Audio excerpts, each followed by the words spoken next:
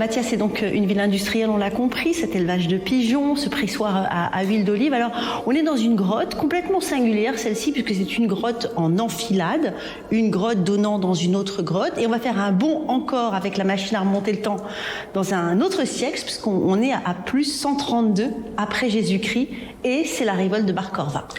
Alors ces grottes vont avoir plusieurs utilisations au fil des siècles. À l'origine, la plupart servaient de citernes. Certaines vont être transformées par la suite en columbarium. Mais lorsqu'on arrive à l'année 132 après Jésus-Christ, là, il va vraiment y avoir un tournant. Les Juifs ont utilisé une technique de guérilla. Les techniques de bataille face à face contre les Romains, ils ont compris... C'était perdu d'avance. C'était perdu d'avance. Ils étaient beaucoup trop forts.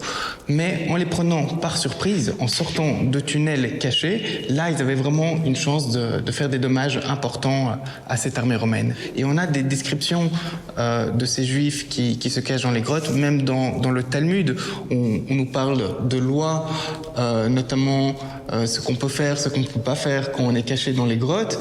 Et ça se rapporte exactement à cette époque. Il y a combien de grottes ici qui ont été reliées? Alors, d'un point de vue général, il y a plusieurs milliers de grottes.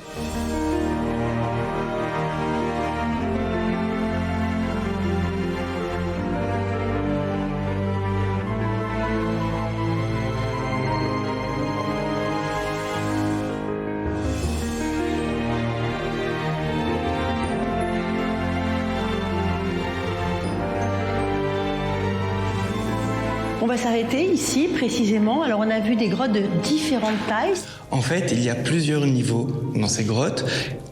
Elles ont été utilisées sur plusieurs générations et les besoins des habitants d'une génération à l'autre pouvaient changer.